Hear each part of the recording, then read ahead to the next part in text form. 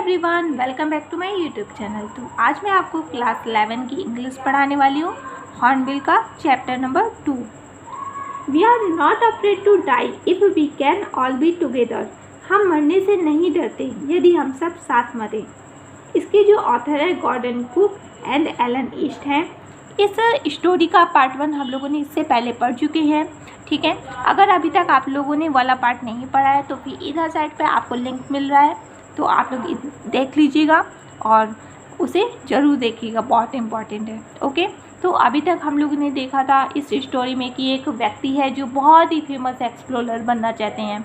इसी वजह से वो एक समुद्री यात्रा प्लान करते हैं और फिर उस यात्रा के दौरान उनको ढेर सारी मुश्किलों का सामना करना पड़ता है और इतनी मुश्किलों से वो कैसे बचते हैं और किस तरह से बचते हैं, इसके बारे में देखते हैं इस स्टोरी में, ठीक है। तो अब हम लोग जानेंगे कि अब आगे कहानी में क्या होने वाला है, ठीक। बाय मॉर्निंग ऑन जनवरी 3 जनवरी की सुबह the pump had the water level sufficiently under control for us to take 2 hours rest in rotation. पानी का जो स्तर था वो इतना नियंत्रित हो गया था कि हम सब बारी बारी से 2 घंटे तक का आराम कर सकते थे। But we still had a tremendous leak somewhere below the water line, and on checking I found that nearly all the boat main reef frames were smashed down to keel. In fact, there was nothing holding up a whole section of the starboard hull except a few cupboard partition. लेकिन फिर भी जो पानी का जो स्तर था वो उस स्तर तक कहीं ना कहीं कोई एक छेद था बड़ा सा, जिसकी वजह से पानी का जो लीकेज था अभी भी हमारी नाव में हो रहा था। तभी हमने जांच किया और मैंने देखा कि सचमुच वहाँ पर जो नाव का एक जो हिस्सा है वो टूटा हुआ था। इस वजह से उससे पानी थोड़ा सा उसका लीकेज हो रहा था। और फिर मैंने ये भी देखा कि वास्तव में जो नाव का जो दाईं ओर था वो पूरी तरह से ख़राब हो चुका था, पूरी तरह से वो टूट चुका था। We had survived for 15 hours since the wave hit, but wave walker would not hold together long enough for us to reach Australia. लहर के टकराने के 15 घंटे बाद तक तो हम लोग बचे रहे, लेकिन जो वेव वाकर जो हमारी नाव थी वो ऑस्ट्रेलिया तक पहुंचने तक नहीं बच सकती थी, क्योंकि उसकी जो अब हालत नहीं रही थी कि भाई वो इतना लंबा सफ़र कर सके, या फिर अब और भी जो तूफ़ान है या फिर जो लहरें हैं उनका जो भी टकराव है वो और नहीं झेल सकती थी हमारी वेव वाकर। इसलिए हमें अंदाज़ा हो गया कि हाँ, अब बस थोड़ी दूरी पर ही हमारी जो नाव है वो टूटने वाली है। I checked our chart and calculated that there were 2 small island a few 100 kilometre to the east. हमने अपना चार्ट चेक किया और गणना की कि हमारे लगभग हम लोग जिस जगह पर हैं वहाँ से लगभग 100 मीटर की दूरी पर, लगभग 100 मीटर की दूरी पर पश्चिम की ओर 2 छोटे छोटे आइलैंड हैं और one of them Ile Amsterdam was a French scientific base, यानी कि उनमें से एक आइलैंड का नेम है आइल एम्स्टर्डम, जो कि फ्रांस का वैज्ञानिक केंद्र है। और only one hope was to reach this pinprick in the vast ocean, यानी कि इतने बड़े समुद्र में केवल सुई के बराबर दिखने वाली वो जो 2 छोटे छोटे आइलैंड है ना, केवल वही हमारे बचने की आशा है अब। But unless the wind and sea abated so we could hoist sail, our chance would be slim needed. The great wave had put our auxiliary engine out of action. लेकिन हवा और जो सागर था वो पूरी तरह से शांत था और हमारा जो पाल था वो भी हम लोग नहीं खोल सकते थे, क्योंकि भाई इतना ज़्यादा मतलब अभी तो फ़िलहाल तो शांत था और जो हमारी जो बचने की आशा थी वो भी बहुत ही कम थी। उस विशाल सागर ने हमारा सहायक जो इंजन था वो भी पूरी तरह से बंद कर दिया था, यानी कि क्रियाहीन कर दिया था। On January 4 after 36 hour of continuous pumping we reached the last few centimetre of water. 4 जनवरी को 36 घंटे के निरंतर पंप करने के बाद जो पानी का स्तर था केवल कुछ सेंटीमीटर ही रह गया था। Now we had only to keep pace with the water still coming in. अब हमें केवल उतना ही पानी निकालना था जितना कि छेद से आ रहा था। We could not set any sail on the main mast. हम मुख्य मस्तूल पर पाल नहीं लगा सकते थे। मुख्य मस्तूल क्या मैंने बताया था ना कि जो नाव होता है, नाव में एक बहुत सारे डंडे लगे होते हैं, 3 डंडे लगभग लगे होते हैं, और इसमें जो कपड़ा बांधा जाता है, फिर इसको बोलते हैं मस्तूल, और इनमें से जो सबसे लंबा डंडा होता है उसको कहते हैं मुख्य मस्तूल। ठीक है, तो हम लोगों ने ये चीज़ देखा कि जो हमारा मुख्य मस्तूल है भाई, उस पर आप पाल नहीं बांध सकते हैं। अगर हम लोगों ने पाल बांधा तो जो हवा है वो बहुत तेज़ी से बह रही है, बहुत ज़्यादा तेज़ी, जो हवा की रफ्तार है वो बहुत ज़्यादा तेज़ हो गई थी। इस वजह से अगर हम लोग पाल बांधते हैं तो फिर जो पाल है हमारा वो पूरी तरह से फट सकता है। ठीक है, pressure on the rigging would simply pull the damaged section of the whole part, so we hoisted the strong jib and headed for where I thought the 2 islands were. Mary found some corned beef and cracker biscuit and we ate our first meal in the almost 2 days. जो हम लोगों ने बताया ना कि जो हमारा पाल है वो आप बांध नहीं सकते हैं, क्योंकि हवा की जो गति है वो इतनी तेज़ है कि हमारा जो पाल है पूरी तरह से फट सकता है, तो कोई फ़ायदा नहीं है।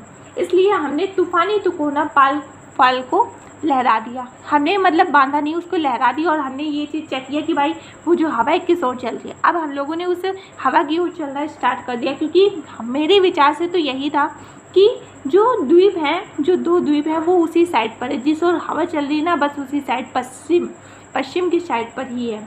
फिर उसके बाद हम लोगों ने क्या किया, जो मेरी पत्नी मैरी थी उसने नमकीन होती है ना, नमकीन मास्क और करारी बिस्किट वो लेकर आई, और लगभग हम लोगों ने 2 दिन बाद अपना पहला भोजन किया था। यानी कि इतनी ज़्यादा उन्होंने बता रहे हैं, इतनी ज़्यादा मतलब मुश्किलें झेलने के बाद हम लोगों को इतनी मुश्किल से खाना मिला। But our respite was short lived, परंतु विश्राम हम लोग को ज़्यादा देर तक नहीं मिल पाया। At 4 PM black clouds began building up behind us within the our.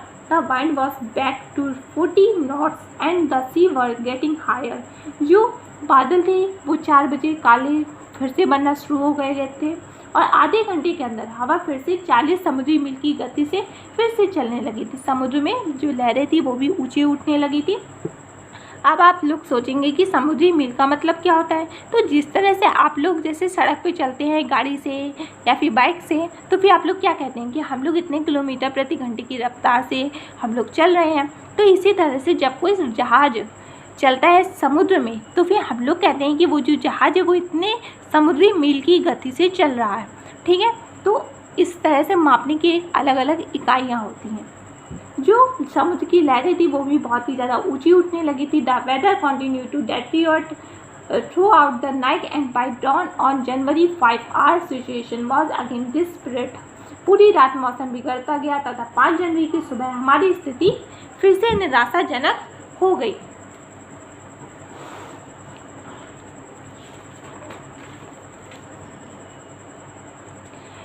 When I went in to comfort the children, John asked, "Daddy, are we going to die?" I tried to assure him that we could make it. जो देखो, अब मैं क्या करता हूँ, देखो, जब मैं अपने बच्चों को दिलासा देने के लिए अपने बच्चों के केबिन में गया, तो मेरे बेटे ने, जॉन ने मुझसे पूछा, "डैडी, क्या हम मरने वाले हैं?"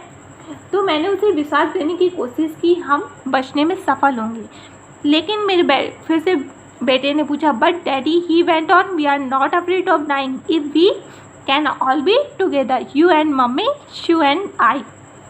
लेकिन जो मेरा बेटा था उसने बोला, "लेकिन डैडी," वह बोला, "हम मरने से नहीं डरते, यदि हम सभी एक साथ मरे, आप, मम्मी, शू और मैं."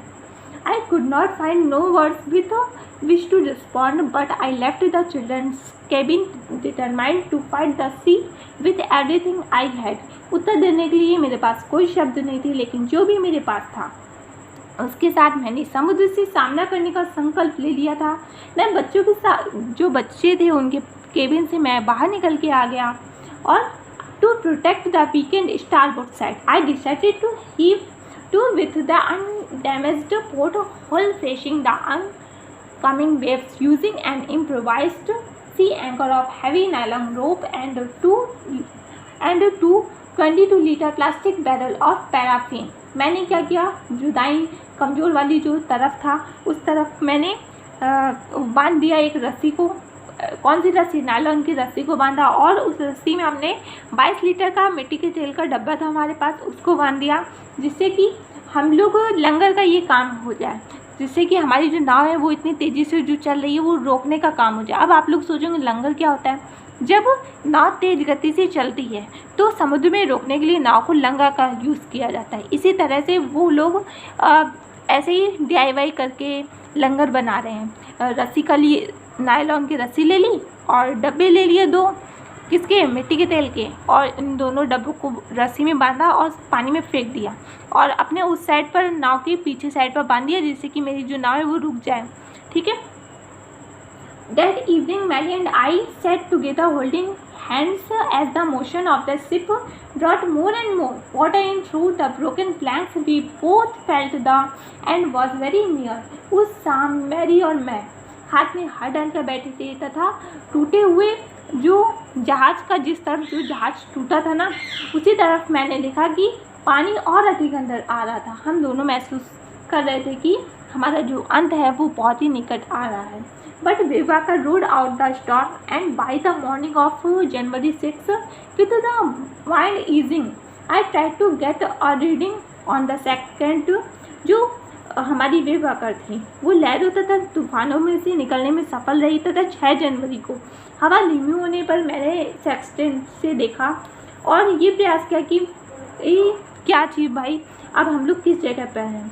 फिर उसके बाद उन लोगों ने back in the chart room I worked on wind speeds, change of course, drift and current in an effort to calculate our position. मैंने चार्ट रूम में वापस आकर हवाओं की गति, मार्ग में परिवर्तन, जो भी क्या क्या मतलब हमारे रास्ते में क्या क्या बदलाव आए हैं, बहाव कितना है पानी का और धाराओं, इन सब के बारे में हमने कैलकुलेट किया, हिसाब लगाया, और ताकि ये पता कर सके कि भाई हम लोग आखिर हैं कहाँ इतने बड़े समुद्र में। तो उन्हें पता चला the best I could determine was that we were somewhere in 1,50,000 kilometre of ocean looking for a 65 kilometre wide island. यानी कि वो अधिक से अधिक यही पता लगा पाए कि वो लोग 1,50,000 किलोमीटर के सागर में कहीं पर हैं और 65 किलोमीटर यानी कि 65 किलोमीटर दूर किसी द्वीप की खोज कर रहे हैं। While I was thinking Sue moving painfully joined me. जब मैं बैठा हुआ सोच रहा था तब मेरी बेटी शू दर्द सहन करते हुए चलकर मेरे पास आई।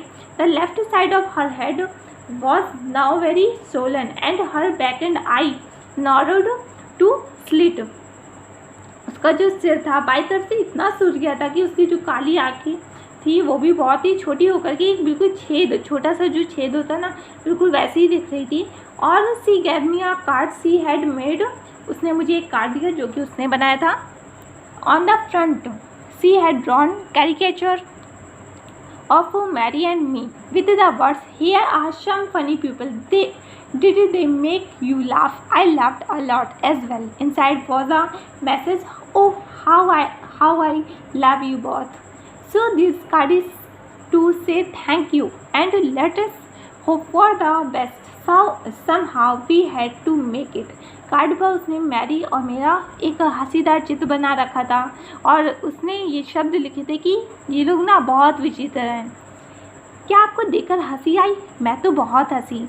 मतलब कि एक बेटी है, उसने अपने पापा को एक कार्ड दिया, उसमें अपने मम्मी पापा का हंसीदार चित्र बनाया और उसमें ये लिख दिया कि भाई ये लोग बहुत ही विचित्र लोग हैं और इनको देखिए मुझे तो बहुत हंसी आई। क्या आपको हंसी आई? ऐसा मतलब क्वेश्चन में पूछा।